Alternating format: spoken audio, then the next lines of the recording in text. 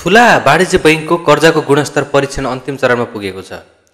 10 ठूला वाणिज्य बैंकहरूको कर्जाको गुणस्तर परीक्षण लोन पोर्टफोलियो रिभ्यू अन्तिम चरणमा पुगेको छ। परीक्षणको जिम्मेवारी पाएको बङ्गलादेशी परामर्शदाता कम्पनी हौलादार युनुस एन्ड कम्पनीले स्थलगत रूपमा अध्ययन गरी तथ्याङ्क सङ्कलन गरिसकेको तथा हाल परीक्षणको काम भइरहेको राष्ट्र बैंकका प्रवक्ताले जनाएका थिए।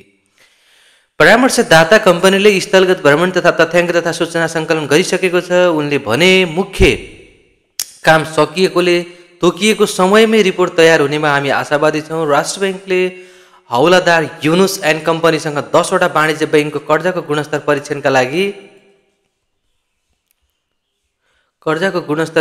लागि 2082 को भदौ 12 मा सम्झौता गरेको थियो र सम्झौता अनुसार कम्पनीले 5 महिनाभित्र तोकिएको काम सम्पन्न गरी माघ 12 सम्ममा अन्तिम प्रतिवेदन राष्ट्र बैंकमा बुझाउनु पर्नेछ।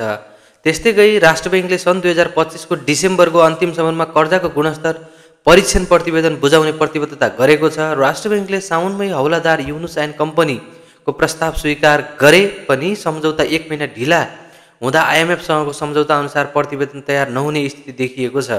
राष्ट्र बैंकले डिसेम्बर भित्र प्रारम्भिक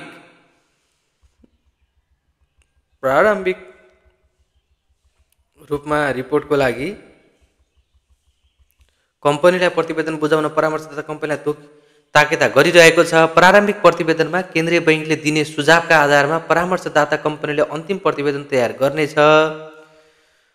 कर्जाको गुणस्तर परीक्षणका क्रममा बैंकहरूको कर्जा नीति र प्रक्रिया, कर्जाको वर्गीकरण, धितो मूल्याङ्कन, प्रोभिजनिङ अभ्यास तथा नियामकीय प्रावधानका परिपालना अवस्था लगायतमा सूचकको आधारमा मूल्याङ्कन गरिएको छ। परामर्शदाताले बैंकको कर्जा फाइलहरूमा कोर ब्याङ्किङ सिस्टम, परियोजना लगानीको अवस्था, कर्जा भुक्तानी अवस्थाको विस्तृत अध्ययन गरिरहेको छ।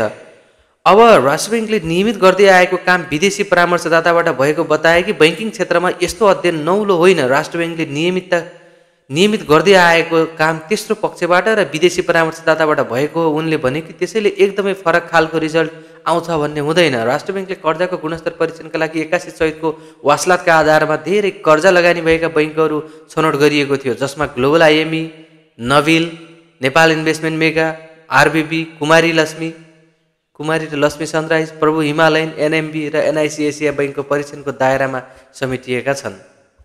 यसमार्फत वाणिज्य बैंकहरूको कुल कर्जामध्ये 63% परीक्षण हुने राष्ट्र बैंकले बताएको छ। त्यस्तै आइएमएफले नेपाललाई विस्तारित कर्जा सुविधा उपलब्ध गराउन अघि 10 ठूला वाणिज्य बैंकहरूको कर्जाको गुणस्तर परीक्षण गर्नुपर्ने शर्त राखेको थियो। त्यसै अनुसार राष्ट्र बैंकले बोलपत्र मार्फत अन्तर्राष्ट्रिय परामर्शदाता कम्पनी छनौट गरी परीक्षणको जिम्मेवारी दिएको। आइएमएफले नेपाली बैंकहरूले कर्जाको वर्गीकरणमा उदारता अपनाएको र जोखिम व्यवस्था कम राखिएको, एभरग्रेडिङ गरेको तथा कर्जा जोखिम व्यवस्थापन प्रणाली कमजोर रहेको आशंका गर्दै आएको थियो। सो कुरालाई निमिट्यान्न पार्न यसो गरियो।